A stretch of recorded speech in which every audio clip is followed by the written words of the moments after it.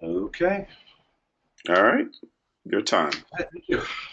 So the title of my thesis is STEM Trends in Higher Education, a comparative study of student attitudes as persistence factors among biology majors. Um, let's go forward.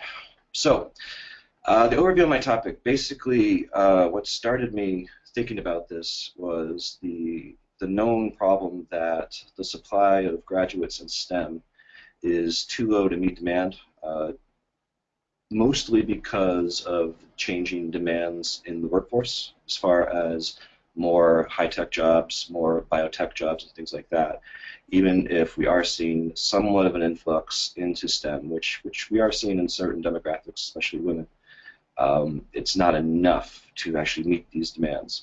Adding to that, the problem that persistence in STEM is traditionally quite low. Right? Roughly 50% change their major at the end of their freshman year.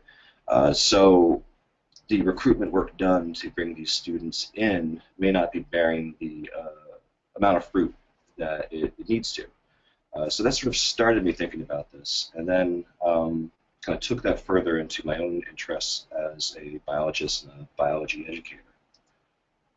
So the significance of the problem, it's both on the USA level and it's on the worldwide level too. It's been measured in both contexts. Um, Obviously, locally here in Boston, we have a tremendous biotech industry, and if we're thinking specifically of Northeastern, we're an important conduit to bring workers into that industry. But overall, the demand for highly skilled STEM workers is growing, especially with the explosion of technology over the last 20 years. And evidence has shown consistently that we are not producing the workers to fill those needs. Um, Looking at it from an educational side, the recruitment investment to bring students in is huge. It's one thing Northeastern has focused on since the mid-90s. They used to not spend a ton of money in recruitment. They would bring everybody in and kind of let them sink or swim. Realizing that that wasn't the most efficient way to do things. They really focused on recruiting high-quality students and hopefully seeing a return on investment. If you do not retain students throughout and you do not retain students at the department level, right, that investment is a loss. So specifically for Northeastern, this is important for enrollment management. Um, are we bringing in the appropriate students and keeping them? Are we tracking where they go, how they move while they're here? Right? Do they stay within the STEM fields? Departments spend a lot of effort into advertising, into doing open houses and phonathons, and there's a lot of man and woman hours that go into this. And it's a significant investment, and are we getting a return on this investment, especially now in the days of resource management? Right? The number of students that you have and retain plays an important role in what sort of resources you are going to be given from the college and the university. The other side of this is curriculum design, and that is where I got the idea of looking a little more closely at pre-med students.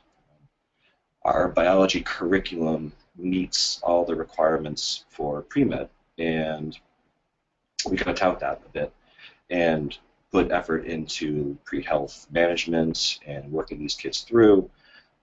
Is that a wise investment? Should we be focusing on pre-meds? Do they persist at a higher rate? Are they more invested in biology than other students? So that sort of started that.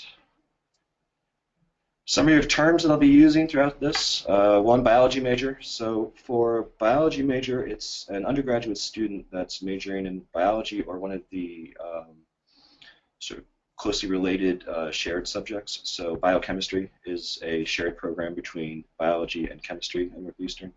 Behavioral neuroscience is shared between biology and psychology. And then marine biology, at the time of the study, was shared between biology and marine and environmental sciences department. It's not anymore, but it was at the time. So all of these majors have at least some investment in the biology department. Expectancy value theory is the theoretical framework for the study. I'll talk more about that coming up. I use the abbreviation NU for Northeastern University, not NEU. Non-pre-med is a student who does not intend to apply to medical school after graduation. Persister is someone who stays a biology major through graduation. Pre-med is someone who does intend to apply to medical school. STEM is the acronym for Science, Technology, Engineering, and Math disciplines. The SAQ is the Student Attitude Questionnaire. That is the instrument that I use to get the majority of my data. We're going to look at SES, which is socioeconomic status. It ends up having a major role in the data. And then a switcher, which is a student who leaves biology before graduation. So the theoretical framework that guided this study was the expectancy value theory, first put forth in 1957 by Atkinson. It has been used in many studies looking at persistence, specifically within STEM. Eccles and Wakefield and Sheffield did a lot of work looking at math majors and persistence related to expectancy value. Basically, what it means is that choice and persistence and performance is a function of the student's belief of how well they will do in an activity and the value that they place on that activity. So students who have strong self-efficacy in a subject and see great value in it are more likely to persist. And if you can measure that, it is a way to sort of predict persistence behaviors. Further, task value beliefs and academic self-concept directly influence achievement choices, performance, effort, and persistence, specifically within STEM. And that's been shown in a few studies, most recently Guo et al. In 2015. So this theoretical framework has shown itself to be a really good guide historically towards measuring persistence behaviors and looking at the underlying factors within STEM. And I wanted to take that further and look specifically at biology. This shows how the two values of expectancy and value move in towards motivation. So for expectancy, we're looking at measures of things like confidence and experience, the importance, their belief in their own success and skill in a subject. If you're more confident in a subject, you're more likely to persist and overcome obstacles. If you believe you're really good at something and you run into some sort of difficulty, academic difficulty or whatever, you're more likely to work through it. And if you don't believe in your abilities to do so, you're more likely to switch into a different task. In this case, it would be switching majors. Value is an extrinsic motivation, where expectancy is intrinsic. So for value, you're looking at the motivation and the importance placed on it. So whether this is placed by family or by previous academic experience or just from your own interests and career goals. Right? These are all sort of placed there mostly extrinsically from society and family and things like that. And so the people that buy into that and see great value in the subject and see great value in their overall goal are more likely to persist and, again, overcome difficulties and things like that. And all of this basically means you're more motivated to succeed in a subject, in a major, or whatever the task at hand is. So my specific research questions and hypotheses, there were four. Question one basically just asks, is persistence within the biology major correlated to student task value beliefs and academic self-concept as defined by expectancy value theory? So quite straightforward, is persistence in biology linked to these task value measures? The hypothesis for this question would be there is a correlation between expectancy value measures and persistence. So there should be some sort of correlations, what I would expect. Question two is there a difference in persistence rates among biology students who express pre-med intentions and those that do not intend to apply to medical school? So basically looking at that question, do pre-meds persist at a higher rate within the biology major? Is that part of does that drive sort of value measures? And I expected that there would be a significant difference in persistence rates between pre-med and non-pre-med biology majors. Question 3, excuse me while my nose starts running, is do students who express intentions to apply to medical school within the biology major exhibit higher scores on the student attitude questionnaire, which again is the instrument that measures the expectancy value rates. Then students within the biology major do not express pre-med intentions. The hypothesis here being pre-med students will exhibit lower scores in the SAQ than non-pre-med students. My hypothesis being that they would value biology less if they're really only in it for as a way of getting into med school, as opposed to any sort of real interest in it. And then finally, question 4 is what are the key triggers for persistence in biology? Now, that is different than what's in my thesis. I have to change that. I'll cop to that right now. Looking at it, the question used to be what are the key triggers for persistence amongst those who intend to go to med school, and the data I got back on this was really more applicable to overall biology, I think more useful as a measure of persistence in biology. So I got to go back to the thesis and change that everywhere. And so hypothesis 4 basically says that task value beliefs are the key trigger for persistence among biology majors. And so this question was sort of an open-ended question that was hopefully giving context to the other 3. This is a quantitative comparative study, similar to studies done by Lang in 2008, who looked at persistence amongst biology majors at her school for her PhD. And then Sheldowski, Schumacher, and Foch last year did a comparative study looking at persistence among chemistry majors and utilized the expectancy value theory in that study. So kind of followed some of what they did, also going all the way back to some of the original work in persistence in STEM with the expectancy value theory with the Eccles studies, things like that. So just comparing persisters and non-persisters in certain quantitative measures, looking at data from surveys and trying to come up with some sort of significant relationship.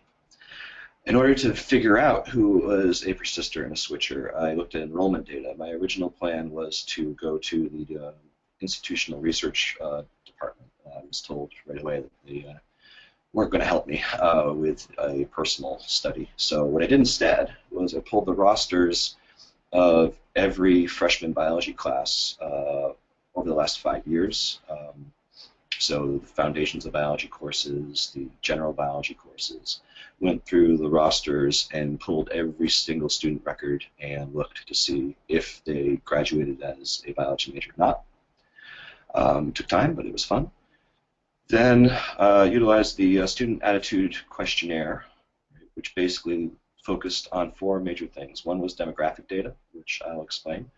Then there was a series of task value questions that were on the Likert scale, a series of self-belief questions that were on the Likert scale, and then the semi-structured context questions that were sort of an open response that students just entered their thoughts into. The SAQ, specifically for demographic data, I asked about gender, the language spoken at home, if both parents were born in the United States, things like that, parents' level of education, the number of books in the home, computer resources, did they have their own room, things like that. These questions were pulled from a recent study done by the U.S. Department of Education, looking at persistence in STEM among high school students going into college.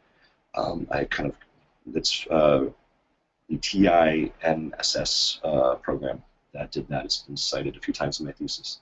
I sort of used their basic overall design for the demographic side of it, and it seemed appropriate for what I was doing here.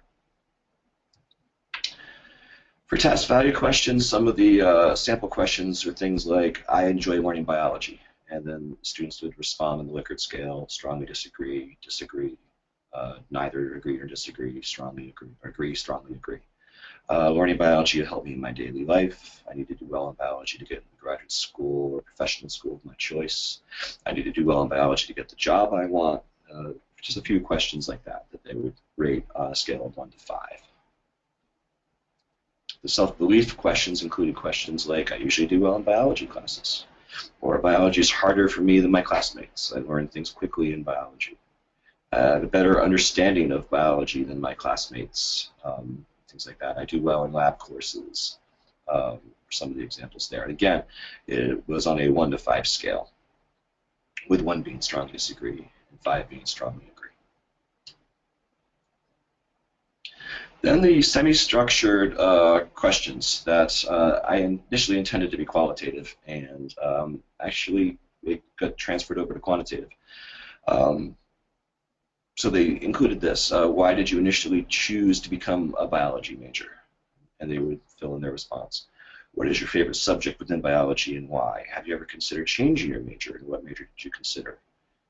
If you changed your major, what were the reasons for the change? The first and fourth questions were the most illuminating: why you chose to become a biology major, and if they changed, why they changed. Those are the ones that I really looked at most closely. The study was undertaken in the biology department at Northeastern University, a large urban university, top 50 school. And I looked at, again, students that entered biology as entered Northeastern as biology majors within the past 5 years. So we're talking about 1,500 people out of 13,000 overall entering within that time frame. And again, I pulled them out of enrollment data, looking back at the required freshman courses, right, and identifying their major then, following them through 4 to 5 years, and they became seniors, identifying their major there. The persisters were surveyed. They were given a paper survey during their senior capstone course. So that is a required course that everybody takes, generally within either their last term or their second to last term. And so I went in with my forms and had them filled out at the beginning of their class, and then entered all that data into Excel and eventually into SPSS. The switchers I contacted via email and gave them a link to the same survey on surveymonkey.com.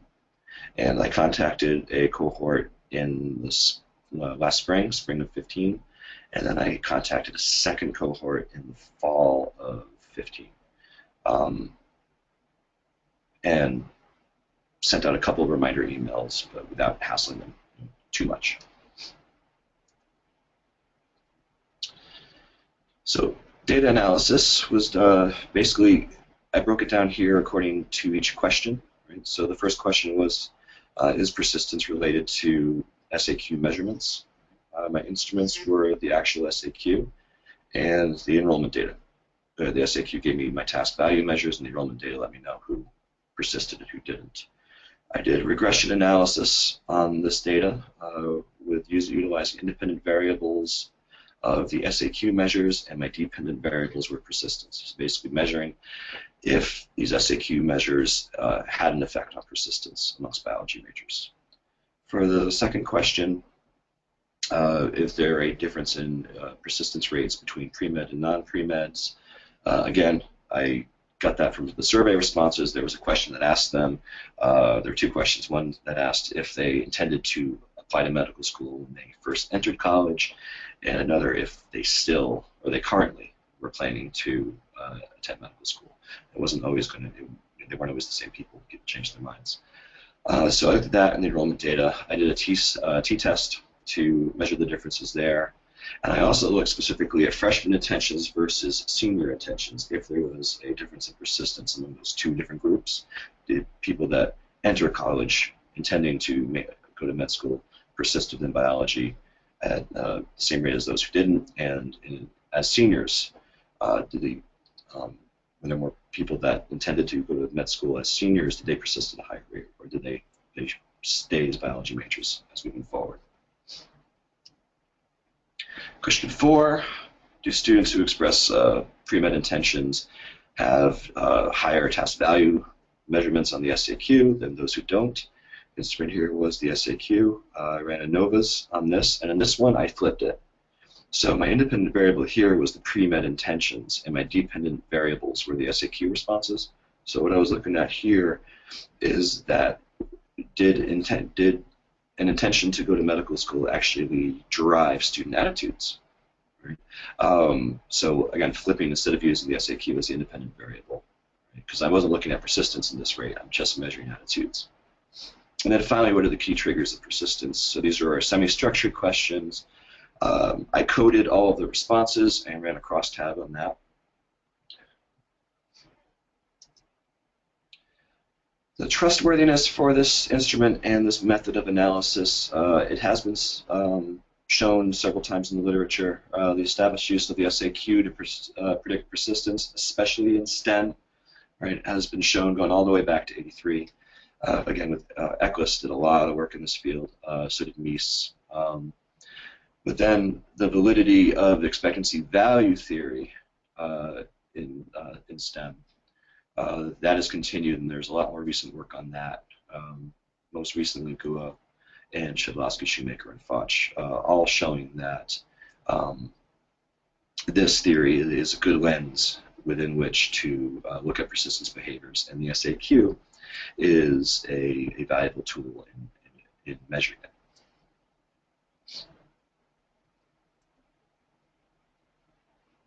So the results.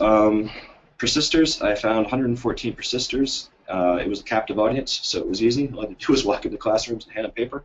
Obviously, they could refuse to participate, and they could leave any answer blank if they wanted. Switchers, I found 187 switchers and sent out requests to all of them. I got 47 responses from that, so a 25% response rate isn't bad, but it does lead to a difference in sample sizes between persisters and switchers. Respondent type, 106 females and 55 males, which is very interesting. We have seen an increase in females within STEM. It's been measured, especially going into biology. We are seeing more and more females entering that field. I was surprised that the differences were so great. It's nice to see. However, this doesn't, again, show persistence going forward in careers. Recent data shows that women do encounter more obstacles going forward in their career after school, but at least going through college, the numbers are encouraging in that way. Race and nationality, kind of homogeneous here, mostly white and Caucasian. Northeastern does do a lot of effort in increasing diversity and works hard at it, but there's obviously work to go here. So my sample sizes for some of the other ethnicities are a little bit low. I really had to look at an overall picture of this. So some of the results here may not be as conclusive as we'd like, but yeah, very kind of homogeneous white Caucasian sample.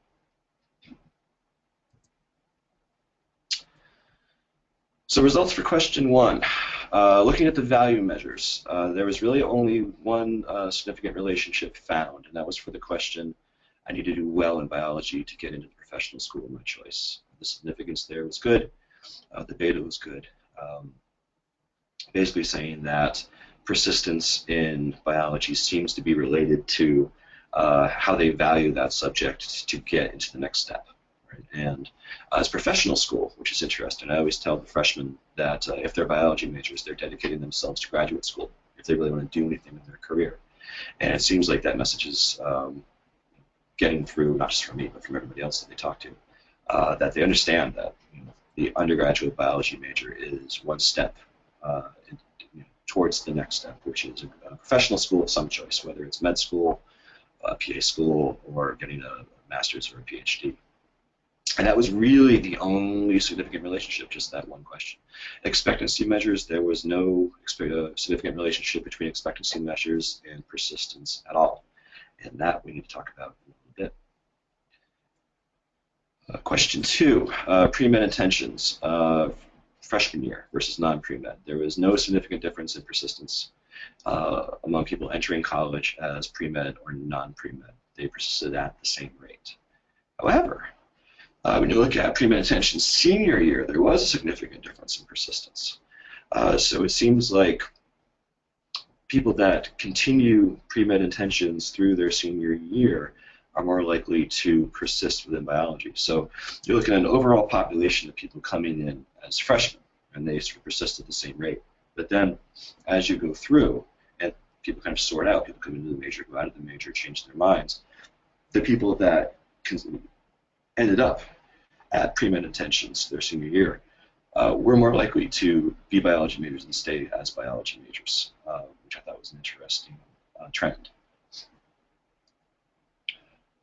Question 3, looking at the SAQ relationships between pre-med and non-pre-med. So for senior year, there were a few significant relationships found between pre-med intentions and attitude. I enjoy learning biology. Learning biology will help me in my daily life. Biology is important to get me in professional school of my choice. Biology is important to get the job I want. I usually do well in biology courses. Now, these are all value measurements, except for that last one. I usually do well in biology courses. That was the only self-efficacy question that showed any difference in this study. Right? So in other words, the pre-meds did have a higher level of self-confidence in how they do in biology courses, and they do seem to value it more. So the people that stayed within the biology major as pre-meds, right, value the major as mostly as a means to getting into med school and furthering their career. But if you look at things like I enjoy learning biology and it will help me in my daily life, that's interesting. So that means there is some intrinsic value found there too. As far as pre-med intentions, freshman year versus non-pre-med, there was no significant relationships found at all. Question 4, which were the open-ended questions. Like I said, I really focused on 2 questions. The first one being, why did you choose to become a biology major? Once the questions were coded, I really came up with 5 categories. The first was high school experience. And if you look at the responses from persisters and switchers, right? Persisters said things like, I had a really amazing AP bio teacher who showed me I could do well in science. And I put my mind to it. Switchers have always been interested in the medical field of biology and chemistry, my favorite subjects in high school. So those are somewhat similar answers from people that stayed biology majors and didn't. Personal interest, I like biology. Or switcher, I love biology and it sounded cool. Also general healthcare field, people that not necessarily want to go to med school but are interested in medicine of some kind. So persisters said things like, I'm interested in medicine and health, and the core of these interests lie in biology. Switcher said, to get into medicine and healthcare, which is a little more specific, right? So if you changed your mind about that, you might be less likely. Pre-med, med school requirement, I wanted to go to med school and had a passion for biology. So both saying basically it's an efficient way to get your pre-med requirements out of the way and get to the next step. And then previous success, people that have done well in the past. Chose to become a bio major because I was good at science in high school and I enjoyed learning. Where the switchers said things like, I excelled at high school biology, really enjoyed learning about the topic. So again, similar responses on both sides, persister and switcher. And there was really no significant relationship found between persistence and why people became biology majors. The other question I really looked at was, why did you leave the biology major? So this was only asked, obviously, of people that switched, so a little bit of a smaller sample. But this came down into 4 major categories. One was no longer wanted to be pre-med. I decided to leave biology because I decided I no longer wanted to become a doctor. A lack of interest in biology. I'm not very interested in studying animals. Also, I wanted to take more non-science classes, specifically in the public health field, and the co-ops offered did not seem interesting to me. Too much lab. I wanted more patient interaction. Career fit. While I enjoyed biology, I felt constricted in my future career choices since I didn't want to be a doctor or work in a lab my whole life. And that is a response I saw a lot of, and we will discuss that more coming up. And then academic difficulty. I struggled enough with the material to know that I was not going to get into med school and I was not going to be successful.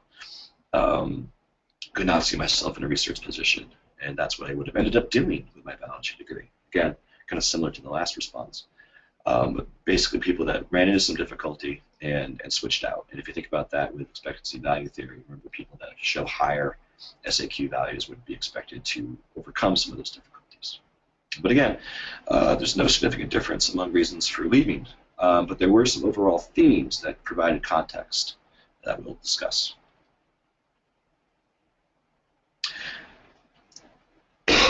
Sorry. All right, demographic data. This is interesting.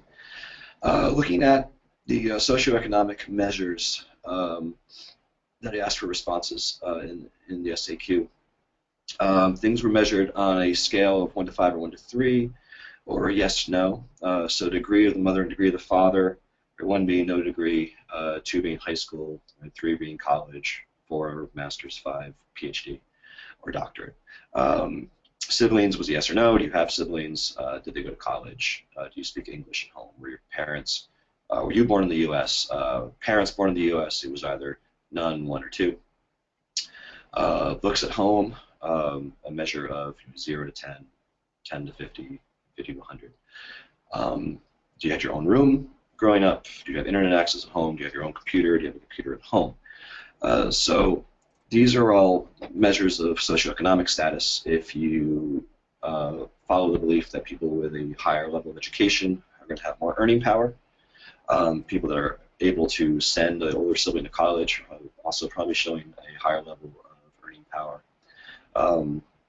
National recency of immigration, and then things like books and own room and internet. That's a measure of resources, especially academic resources. So the number of books at home, right? That's a measure of how many academic resources you have. Do you have your own room? Do you have your own study space? Do you have your own place to focus on your academic pursuits? Internet is obviously an academic resource, and having a computer. And if you look at the measures here, everything is above the mean. Right? So all the students, well not all, but the majority of the students in this study come from what you would call a high resource, high socioeconomic status group, right? So educated, mother and father, at least college, but trending above college. Siblings much more likely to go to college. Speaking English at home, right? A large number of books at home, having your own room. Everybody had internet, everybody had computers. So definitely the sample in this group would trend towards the high socioeconomic status, high resources group. Gender and racial nationality. There was no significant relationship found between persistence and gender. I ran chi-squares to determine that. And there was no significant relationship between persistence and race and nationality, but again, my sample sizes of the non-white ethnicities were so low that I wouldn't trust that entirely, but I put it forth anyway. Just to be complete. So the discussion for question 1. If we look at persistence and value, right, we're looking at the 2 levels of the expectancy value theory. Right, Wakefield and Cambria put forth that the most important part of looking at value and how it measures or how it affects persistence is basically students have to say or ask themselves, do I want to do this activity, and why do I want to do this activity? And it seems like the students that persisted in biology, they wanted to do this activity, and the reason they wanted to do this activity was they valued it going forward to the next level of their career. Persistence and expectancy. This study, which found no difference between expectancy measures and persistence, it really stands alone. This is where I really diverge from what is previously known. All previous studies, and I listed a few here, have shown that expectancy is very closely tied with persistence, and that student self-concept, measuring that will give you a very clear measure of persistence. And this didn't show that. It showed no relationship at all. And if you look at it, it's going to be tied to the fact that we have a high socioeconomic status group. And we'll go forward and look at the links between socioeconomic status and student self-efficacy. So for questions 2 and 3, so we're looking at pre-med specifically. Our value measures, right? Obviously, pre-meds, the people that persisted to senior year and persisted at a higher rate as pre-meds, they show the extrinsic value of valuing biology as a means of getting to their next step, which is med school. And this is something that would seem to be either built throughout the career at Northeastern, right? Or inherent as to why they persisted to seniors as pre-meds. But basically looking at career fit. Now, one of the things that I saw over and over again in the open-ended questions, which were designed to sort of give context to all of this, was this question of career fit. A lot of the switchers wrote something similar, which was, I didn't want to go to med school, and I didn't want to work in a lab the rest of my life, and so biology wasn't for me. That seemed to come up consistently over and over and over again. And so is this an informed decision? Are we, do they even know what their career choices are in biology, and it's not just restricted to pre-med or lab work? We'll talk more about that in suggestions going forward. And again, expectancy measures, everything was equal again, no differences at all. And again, that is different from anything that's been seen before. And once again, I sort of push that forward as a result of the socioeconomic status of our students. All right, here's sort of the meat of it. Sorry. So the influence of self-concept in persistence has been shown over and over and over and over and over again. And again, we didn't see that here. The influence of family educational expectations on persistence has been shown as well. So parents with a higher level education, which we did see in this study, are more likely to put those expectations on their children. And those children are more likely to grow up with the idea of, yes, not only will I be going forward in my education, but I'll also be successful because I'm set up for this success. And sibling education, and I did find a significant relationship between having a sibling that went to college and persistence within biology.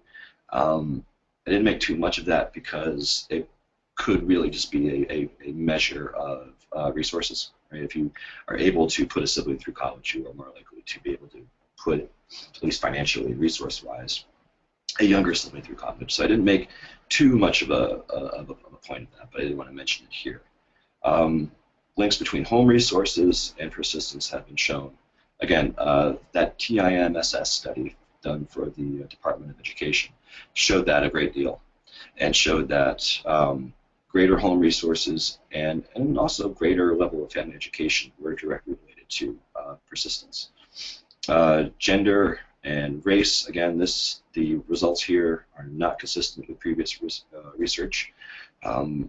Most previous research does show a relationship between gender and persistence, and race and persistence. Specifically for gender, females persisting at a lower rate than males. We didn't see that here. Kind of the opposite, in fact, with a higher level, a higher number of females. So that was interesting for this sample. And again, the relationship between socioeconomic status and persistence has been, this does link up with what has been found in the past. And the relationship specifically of socioeconomic status and student self-concept, so the expectancy part of the expectancy value theory, was shown in these previous studies. And so that relationship has been found, and what this study has really shown is that it's a very, very strong relationship, and it really has a great influence on persistence behaviors going forward. And so if we look at the implication of these results for the theory, right, and you look at, again, expectancy and value, right, so the intrinsic expectancy values, so for this study, they were all trumped by socioeconomic status. Everybody felt very confident. All my measures of self-efficacy were high, right? Whether you persisted or whether you didn't, there was no significant difference between the persisters and switchers. They all had high levels of self-concept. And if we link it back to what previous studies have shown as far as relationship between socioeconomic status and self-concept, that seems to be very strong. So that if we are utilizing expectancy value theory in a population like this, right, really what we're doing is holding that variable constant. And the only variable we're really looking at are the task value variables, the value side of expectancy value. And that was important in this study. Is there a reason to do this? What are your ultimate goals? And so going forward, even though expectancy value theory has been proven over and over and over again to be a very good measure of persistence behaviors, you need to look at your sample. And if you're looking at a population that is consistently high resource, high socioeconomic status from family, high education families, expectancy value theory may not be the most useful in that context. And this study here gives evidence for that. And that's why I'm glad I used expectancy value theory, because it kind of shows a limitation of the theory. And going forward, researchers are going to have to make that choice when picking their theoretical frameworks. Am I doing this at Harvard? Am I doing this at BU even? What kind of student population am I going to get? Sure.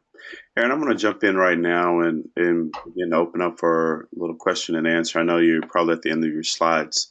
I know that we're getting a little short on time, so I want to be make sure we're open to give your other two reviewers and committee members an opportunity to ask some questions, if that's okay.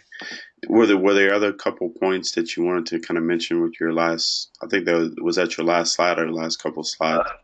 I've got what? Just two more. I can do it real quick. Okay. Limitations and future resource. The study site, only using one study site, was a bit of a limitation. My sample size, even though I did get a good response rate from the switchers, there obviously is a difference there. My race and nationality numbers are way down. And I think future research should really look at this idea of socioeconomic status and how to overcome it, how to take students that are low socioeconomic status students, how to give them this same level of self-efficacy and confidence moving forward. And then finally, suggestions and recommendations. Early intervention, especially with career options. So many students that they had they thought all they could do was med school or a lab work with a biology degree. We need to give them their options early. We need to let them know that there is a tremendous number of options that you have as a biologist, different things you can do. We need to make sure that we are showing those paths to them early on, especially our freshman year.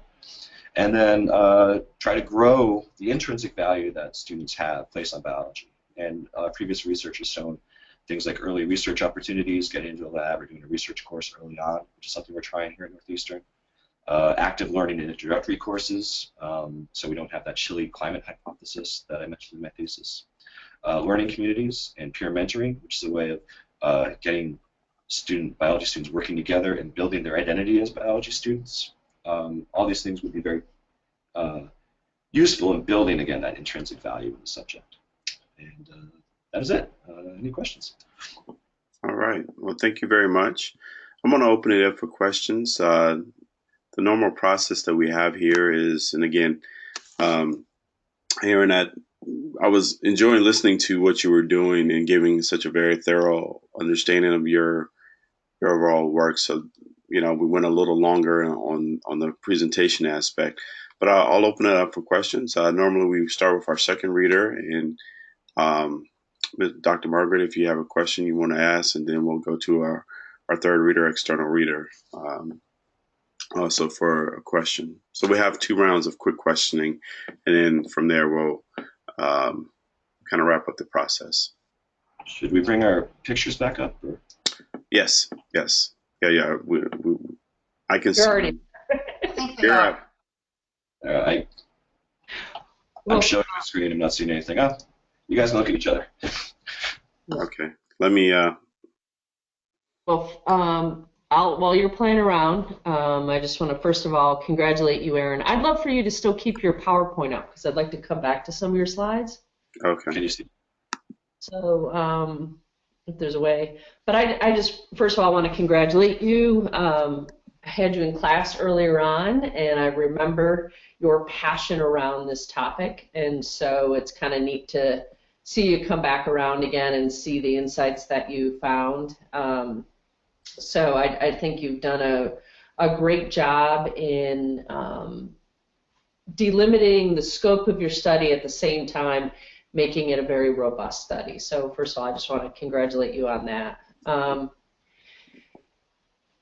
Maybe let's start with, and I think maybe it's with your last slide, this implications for practice. Mm-hmm. What your story is, and I think your bullet point number 1 seems to be, so we've got to do more about careers. But I want to relate that to how you launched your setting up your problem of practice, because when you started out, you talked about the workforce, that we're not meeting the need of the workforce, that there's a market segment here and we're not meeting it. Mm-hmm. But it seemed as though how do you make sense of that? So the market needs not met, but yet the biology student switchers, they didn't see that market, and they really were only seeing biology as a path for med school. For med school or doing bench work in a lab, which they didn't want to do, right? Yeah, we have to look at how it works in things like management of these jobs, looking at not just sitting there and pipetting all day, but doing things like medical devices, a lot of the stuff that the bioengineers are doing, tissue generation and things like that. It's more than just, I think the idea is, they get in the lab and they start pipetting and running gels, and it's not an exciting thing to do. A lot of times it's just press a button and wait for it to go ding. We need to show them that there are other ways that you can go about it, whether you're running clinical trials, whether it's any sort of project management. My wife was a biology major, and she does project management now for different companies growing different devices and whatnot. She's not working in a bench or something like that. Okay. And that does fill the need, because she's looking at these are high technology devices and whatnot. So we need to understand that there's management possibilities. There's not just people management, project management. Right. So you and I understand that, but these switchers don't. Right. And so you've got to go back to Northeastern, to these recruiters and the biology department, and you've got to say, my daughter is a sophomore in college. She's a switcher. She went in as a biology major, and she switched out. Yep. And she's now applied to the business school. Yep. And she wants to make money. And sure. So I'm like, what was lost between, she was a very strong science. She was a STEM student in high school, super strong. She's super motivated, high self-confidence, but she also lost this path and sure. was like, I do not want to be in a lab, writing journals articles. So I'm going to switch over to the business school and make money. So speak to me as the biology department chair who has to oversee the curriculum, but also talk to my recruiters. What are you going to tell me? What changes do I need to make so I can hang on to these brilliant students who've gone to the business school? Sure.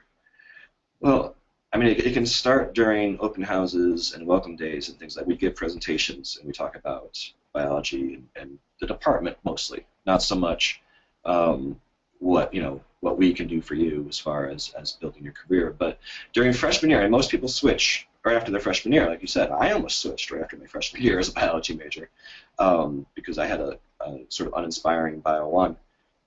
Sorry, Sue, it wasn't you. But and then my second semester professor sort of recharged my interest.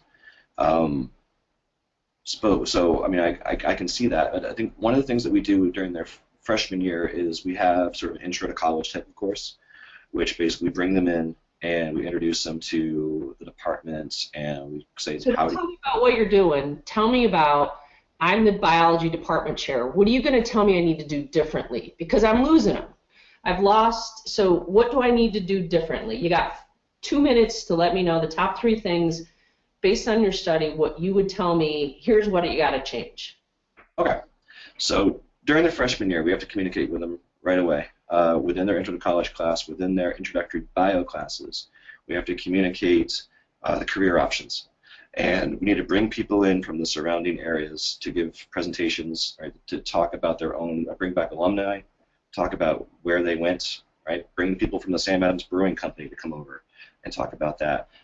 Someone who's interested in business, talk about biological entrepreneurship, right? That's a big thing going forward. A lot of people I know are biology majors and also business minors because of that. We need to communicate that to them. But not only that, right, it's also the second part of the slide, which is we need to grow their own identity as biology majors, right? Which is where things like peer mentoring and learning communities come in, where they really start to identify as a biology major, say this is who I am, this is what I'm doing going forward, and building their own self-interest in that, so that if they do... I'll stop you on that one. So that right there was one of my daughter's points. She got into the biology class, and she looked around and she said, I don't relate to these people. Right. They're these geeks, and I'm not that.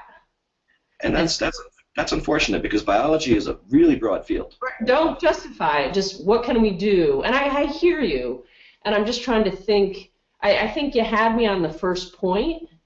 This, maybe in freshman year seems to be like a really vital year, so looking at the curriculum freshman year seems so critical. And so she instead got hammered in her classes, looked around and said, I don't relate to these people. And she said, if I'm not going to go to med school, I don't want to be in a lab, I'm out. So what do you tell me as the chair? So if I guess I'm just kind of questioning the learning community one. Okay. Well, I mean, we definitely have to tailor the freshman curriculum to not just pound them with facts, photosynthesis, respiration, and whatnot. We also have to show them why they're doing this, right? What they can get out of it, what career paths are available, and why they're exciting.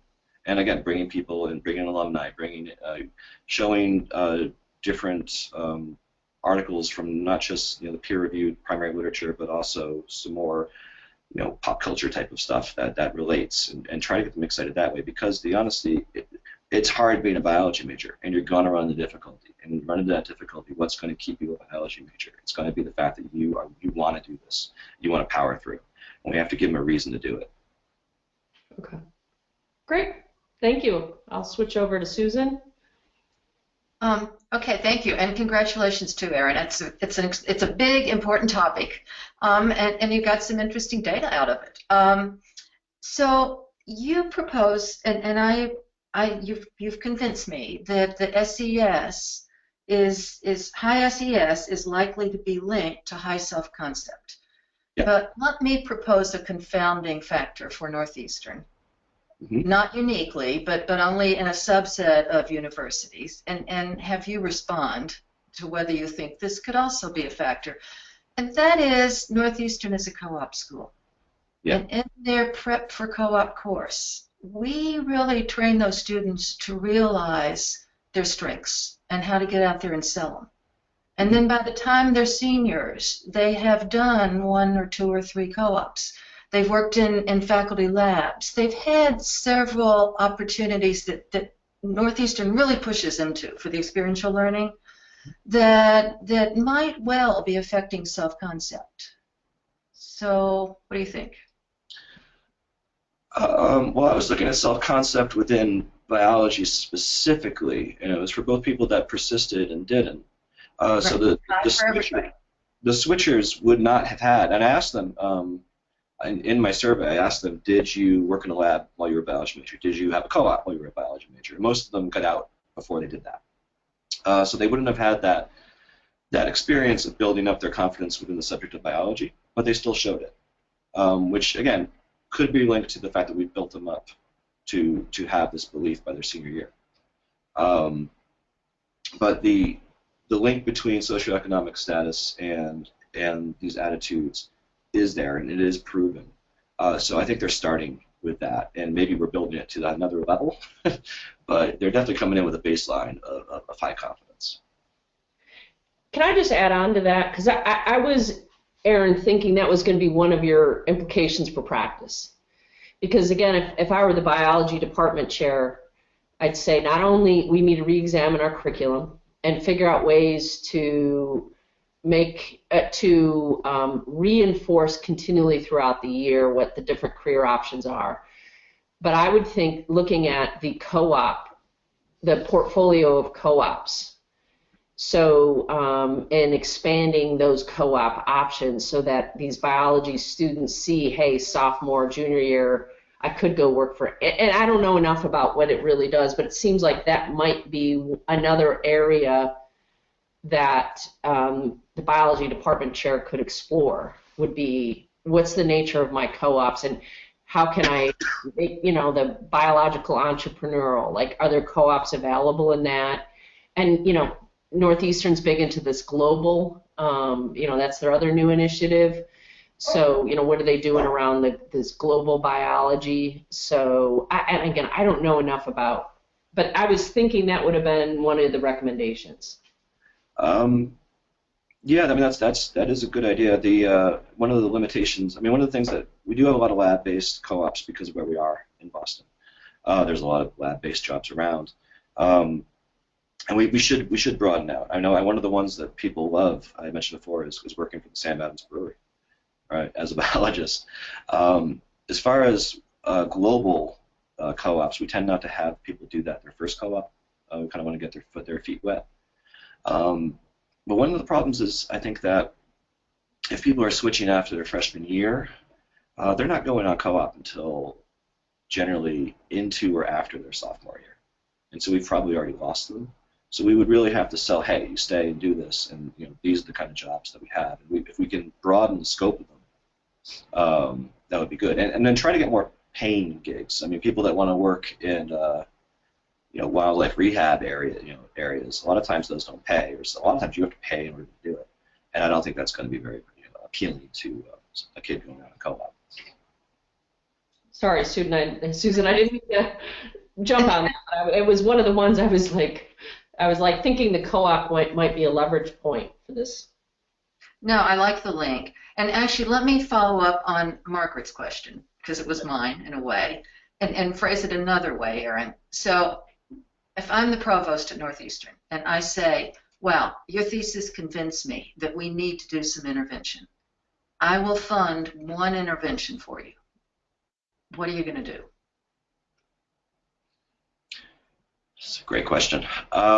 It's the list you've got on this slide. It's the slide we're looking at. Yeah. I would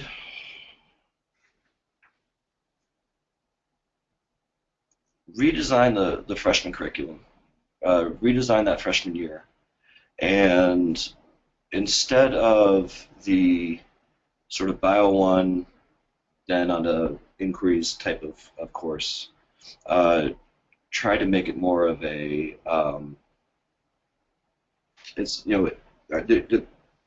me start. Their first course they come in with, right, if they don't have AP credit, they take Foundations, which is a lecture-based course. We need to flip that. I think Missy does a great job flipping it already, but we need to flip that more towards practice, right? We're giving them the foundations, and that's why it's called Foundations, but we also need to really start linking things into practice more often, and not so much just building basic lab skills and things like that, but building around a myriad of options you have. One of the benefits of biology is the fact that it is so broad. And we need to, we tend to approach it in a specific way. And I think we need to start bringing in some of these other elements of, again, entrepreneurship or project management and things like that, and introducing kids to these options very, very early on. And then as you're doing that, you can also use it as an opportunity to sort of build their identification as biology majors. Maybe, with the learning communities and whatnot. I would look into curriculum redesign, absolutely, not just in the bio sequences, but also in the Bio 1000, and definitely in the Intro to Co-op course. That's where I would focus my attention. If you gave me two options, I would definitely build a peer mentoring program, so people could see where the seniors ended up and what kind of different things they're doing, and we can kind of bring them along that way and say, hey, listen, when I started off, I was you, and now look at me, I'm doing something completely different. Can I just ask on that, but didn't you find that most of the seniors that persisted were pre-med majors?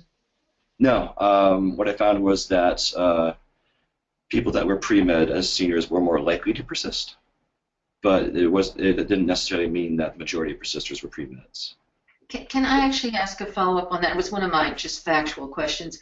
I didn't see anywhere how many of the 114 seniors you had, how many still intended to go to med school? How many were in that pre-med group? I'd have to pull up my data here. I didn't put it on my slide. I should have put it on one of these slides.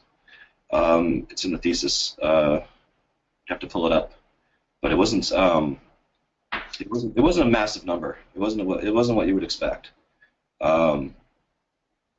Let's just take a minute. I don't mind if you pull it up, because it was one of mine too. I was very curious about that group, and plus it was more female, and I just was like, is that representative then of this, the sample that goes on? Here it is. Let's see. Take a little while for this full document to load.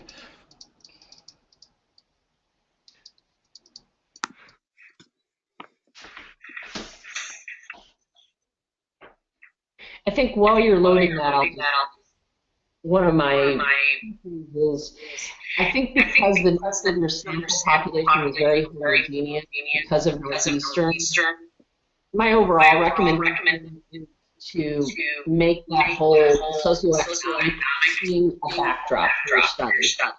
Mm-hmm. And this often happens in quantitative. We go in looking for a couple of things and we realize these things aren't significant. I think the nature of Northeastern students, you said it. It's a homogeneous, whether you're persistent or not. I would just pull that back a little bit, and maybe even consider it as a sub question, or just not as an important one, because you didn't find anything significant, and I feel like that your story gets lost because there's nothing there, and there's nothing there because the nature of the overall population at Northeastern is pretty this much the same. Educated parents, higher socioeconomic. So I think if you'd done a comparative study looking across biology majors across the country, it would have been very different. But it was Northeastern, so it's not an interesting story for this. You were breaking up there when you started. What was the first part of that? Just that the socioeconomic piece of this, it's not an interesting story for your thesis. Okay. Because the nature of the Northeastern population, it's a homogeneous population. And I just felt like in your document and also in your presentation, it was muddying your cool findings. And I to the extent that you can rework your eventual document to make that more of a backdrop. Okay. I think that was more of an implication to the theoretical framework. I think it shows the limitation of the expectancy value theory if you do have a homogeneous population like that. That's really where I was getting excited about that. Yeah, right. Which is, again, kind of a backdrop. The department chair just won't care about that. No, yeah, absolutely. No, yeah, for practice, for research it's interesting. For practice, it's not. Unless we think about how, if we're bringing in students of low socioeconomic status, which obviously we're not doing, but if we want to, do any sort of outreach, we have to think of that as a factor. But again, I don't see that happening. It looks like 41 were intending to be pre-med as seniors of the persisters, so 41 out of the 114. And what are the other? So that's 1/3. What were the other 2/3? What's their makeup? What were they thinking?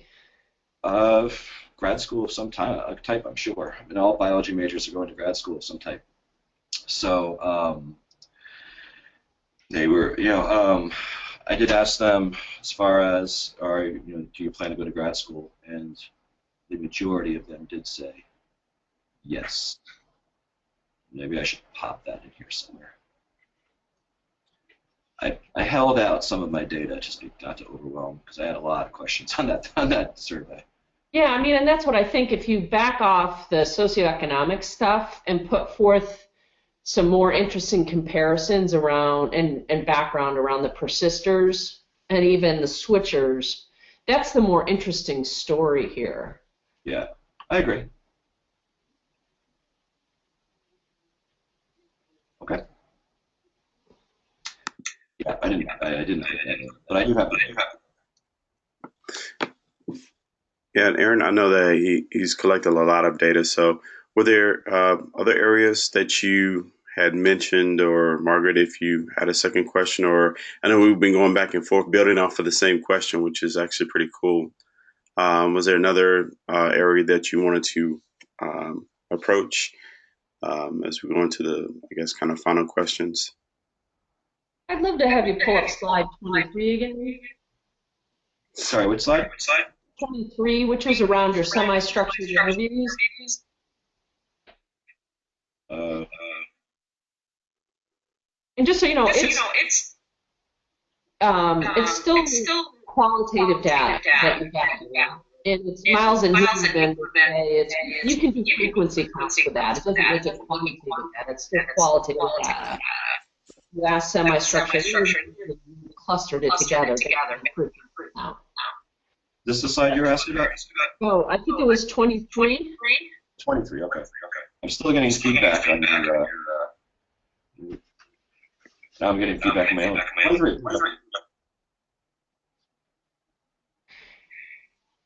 No.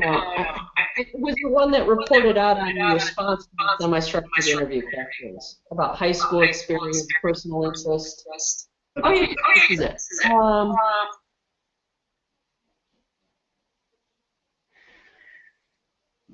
So tell me again the storyline.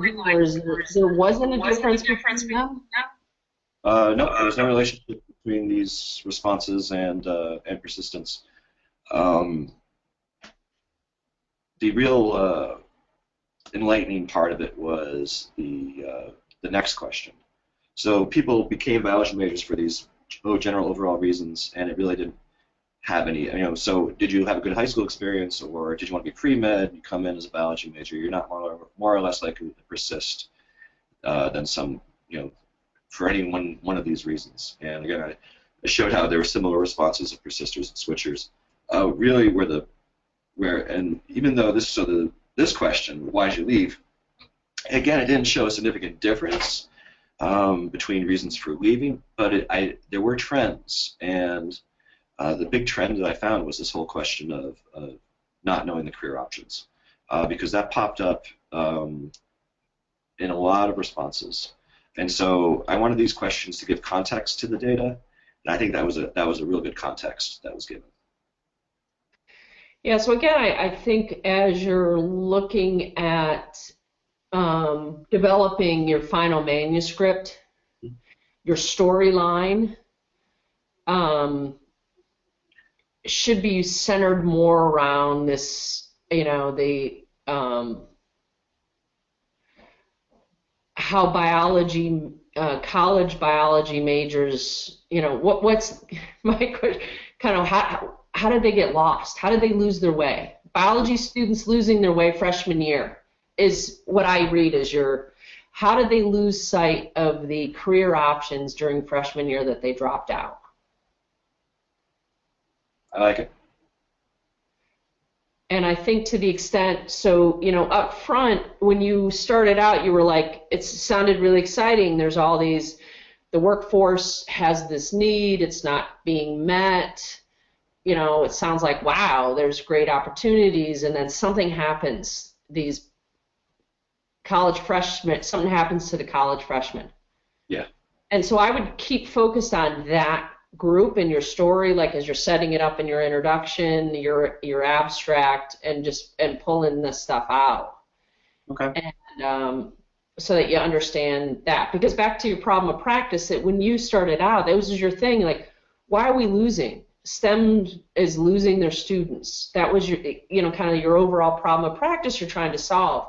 And so it seems like the answer is college freshman biology majors lose their way around understanding their career options.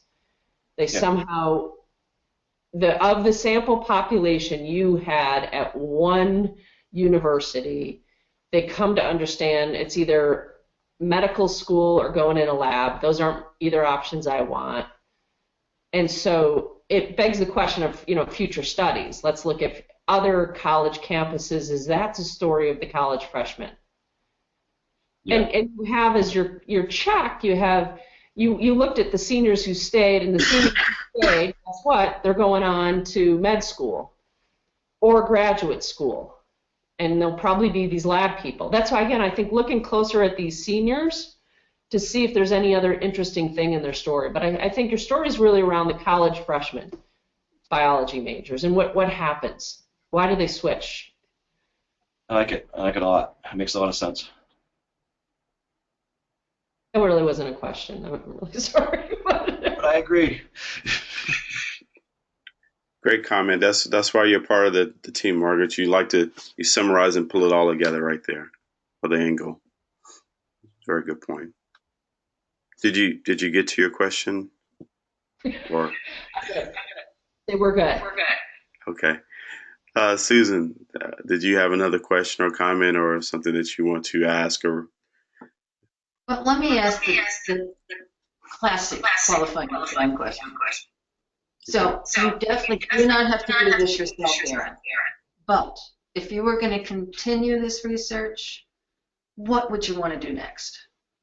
Expand to more schools. Absolutely. I want to look at different types of institutions, and if these trends persist. To use a term. And again, not just similar schools in Northeastern, but look at state schools, maybe not community colleges, but some of the other levels. That works. Okay, and then can I ask just a lower level next question? I think you really spent a lot of time looking at those semi-structured responses, and so they don't give you anything significant for your question. But did they give you any ideas for future hypotheses that are worth looking at? Was there anything you saw in there? What was the last part of the question? I've got backward looking somehow. Did the responses to the semi-structured questions, just you're going through those responses. I know that they did not present anything significant in terms of the questions you're asking now, but did they suggest to you any hypothesis that's worth pursuing? And I'm not saying it should be your major work, your next step, but did you see any sort of possible hypothesis emerging from there that could be looked at? Well, that's where I got the idea of the career fit, because again, that seemed to come up over and over and over again in question 4.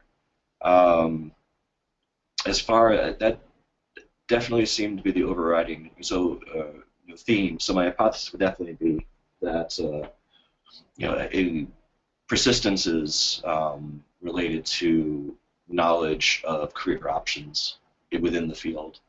And I would explore that more. Like I said, the reasons for entering college, it's sort of, I had a good high school teacher, or my parents wanted me to do that, or pre-med.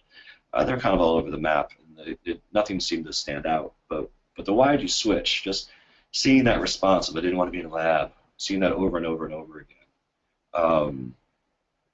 There's not much we can do about the people that are, I'm not going to say that, but the people that are no longer pre-med and they switch out, we need to make sure that, all right, you don't want to be pre-med anymore, but there's other things you can do. If you like the healthcare field, if you like medicine, there are other ways to go about it. And it's not necessarily, doing wet bench work. And so that really came out of the open-ended questions for 4. Thank you. Okay, well, thank you very much. I do appreciate the questions. Aaron, I think you did a great job in your overall study. Really enjoyed seeing your results again. Hopefully, again, we'll debrief and talk about some of the comments that were also made that I think that are really important. Again, and this is the great part of having this discussion is when you're now able to see several different points of view and the work that you've done, and now look at it from a couple different angles that you can now say, hey, well, maybe this is really what we really found here, something unique that we maybe should really focus on. I love the questions that you now become the department chair and make these decisions, because again, from the academic world, we all work in the faculty realm. We understand that these are some of the challenges that we face because it's a trickle down effect. So, as trends change, how do we, really service, the students that we need to see or use? Aaron, I'm going to talk with my colleagues right now. I'm going to ask you to pop off.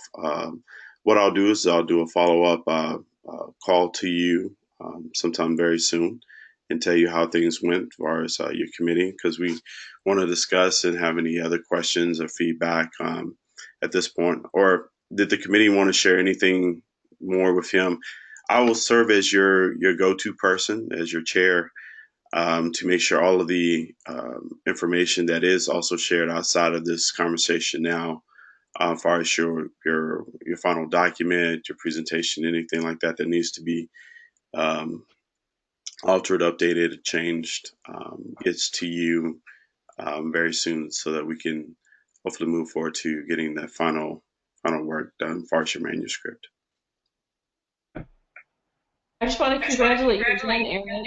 It was it's great to see you at this place. I thought you have a really neat piece of work, and I thought you did an excellent job of sharing your insights with us. So I just want to say congratulations. Thank you. And congratulations from me too. Thank you. See the beginning stages, but the end skits. Yep. Oh yeah. So, Yeah, there. Aaron, if you pop off, I'll be talking to you very soon. Today, right? Yeah, it's definitely today. Okay. All right. Bye, everybody. Bye-bye.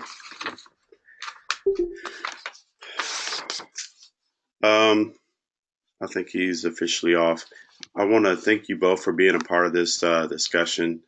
I would apologize a little bit for not being able to prep him a little bit sooner, just because of schedules and trying to wrap this into our deadline. I would have worked a little bit more on the back end and the results, because I think he has some really good things. But I think with our study, and this is why we have this discussion, is to have other perspectives really kind of shadow where my blind spots are. This is where you guys, have been awesome in pulling that in. Margaret, I know that you've sent me some comments and thoughts. I'll let you kind of share with me what you think. Again, could have waited a little bit longer, maybe, working on some more things. But again, the study's done, so I'm just kind of like, well, let's see where we are. He clearly did a lot of work, and he's got a lot of, he gathered stuff in a lot of places. And I think sometimes students feel like they've got to present everything because they gathered this, let's present it all. And I think it's certainly acceptable that now that he's done,